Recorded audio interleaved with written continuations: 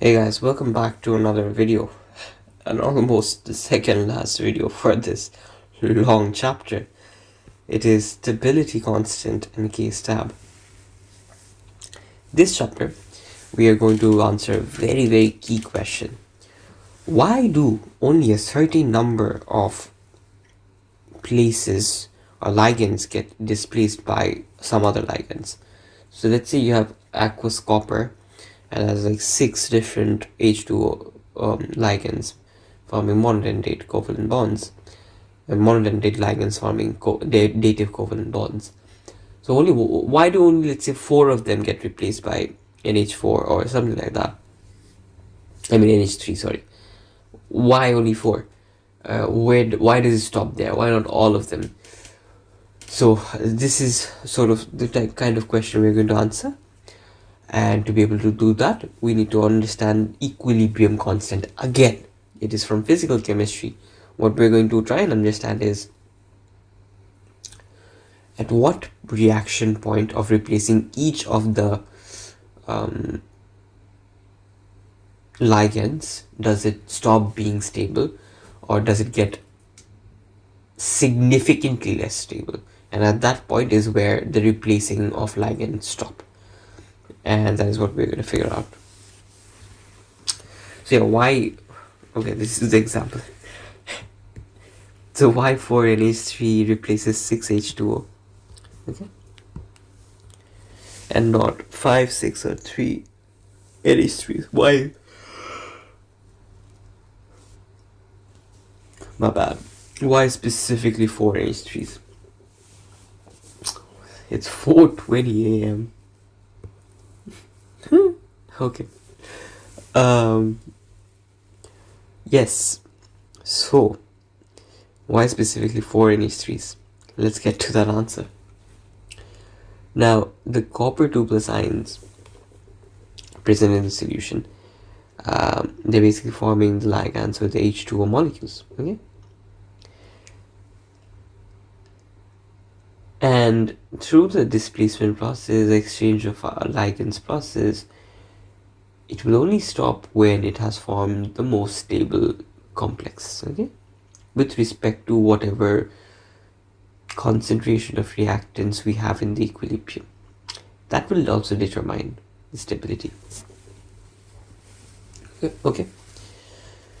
So at whichever point it feels, okay, this is enough of displacement, it stops.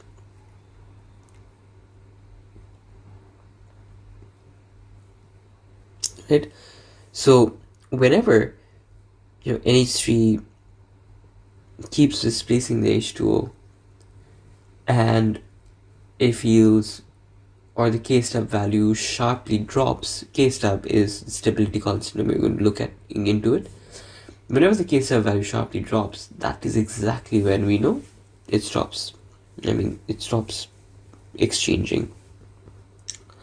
So let's say we take the overall reaction. We have Cu, aqueous, reacting with 4NH3, and it forms this complex structure, which is aqueous, the solution.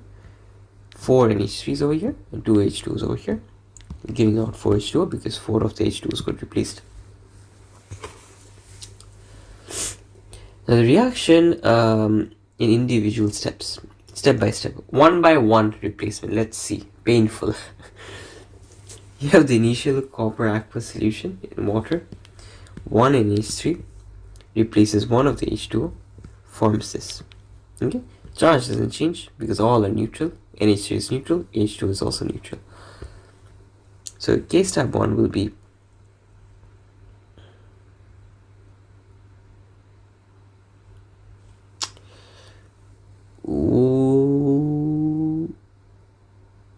okay, yeah, I thought this was H2O concentration. No. Okay, so there is no H2O concentration in my numerator, and that is for a reason I explained over here. But yeah, H2O is in excess basically. It's an aqueous solution. There's a lot of H2O. Changing minimally the H2O concentration changes nothing about the equilibrium constant or about the equilibrium. So we don't include that. So the K-stab is basically again react products concentration divided by reactants concentration, and you know how to write these down from before. So yeah, you have this in top and you have this in bottom, and we move. Okay, amazing.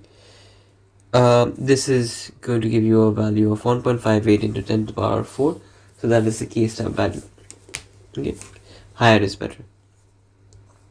Higher basically means more of the products are forming. Do we get that? So this is the concentration at equilibrium conditions.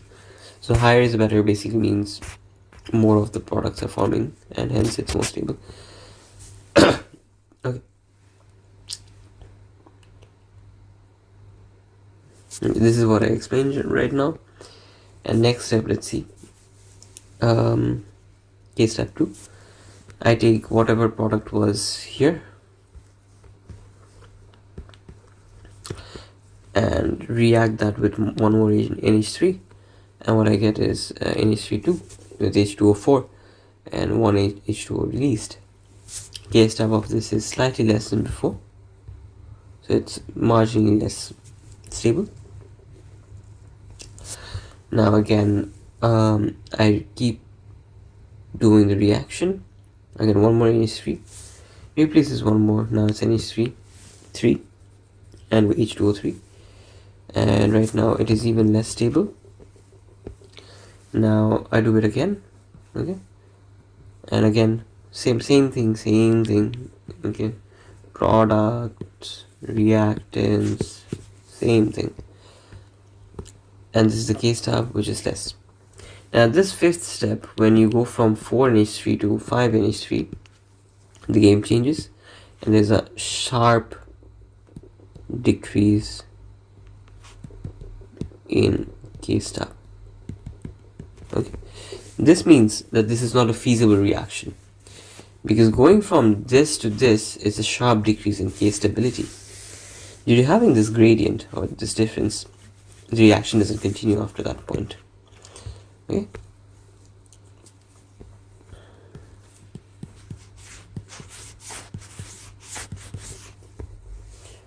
So this basically indicates that the reaction at this point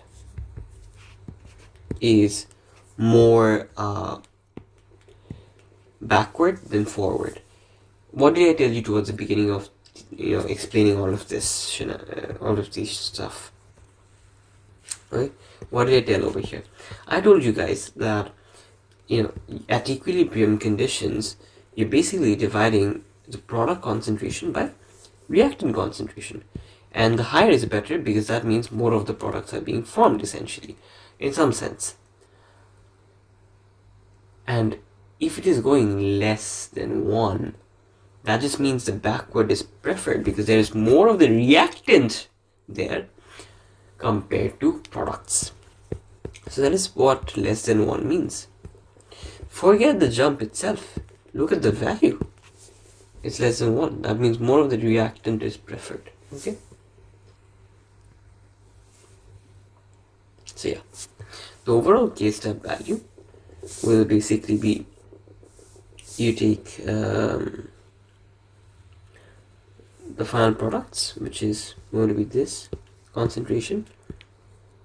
Okay, H2 you don't include. I mean, the final equation is basically I've written overall that 4 NH3 will replace 4 of the H2O, 2 H2O, or 4 H2O will be released, and you have Cu NH34 and 2 of the H2O straight attached. So again, you take the concentration of this and concentration of NH3, concentration of what you started off as a copper complex. Okay, so this NH3 will have 4th power, this has a 1st power, and this has a 1st power as well. Okay, and not 2 plus, but whatever, it has a power of 1. Okay, so this is your final case tab value. Either you do this, or if you know the individual case tabs K1, K2, K3 and K4, since we are stopping at K4, we can multiply the individual case tabs or case tabs of K1, K2 and K3, and that should give you this value, and that is the overall case tab value. K-step can often be expressed as log-based 10 values because these are really large. So they can take log 10 of 4.955 into 10 to the power 12. Okay, and they can tell you, well, the value is around 12. Okay, whatever the value may be, it's around 12, let's say in this case. Okay, and this is the log value, log-based 10 value. A larger K-step basically means that, you know, your whatever equation you have and whatever products you are forming is more stable. Okay? That is it. And yeah, define stability constant. It is the equilibrium constant. It is the equilibrium constant for the formation of complex ions. Okay, in a solvent from its constituent ions or molecules. Hopefully this makes sense. This is your MS definition.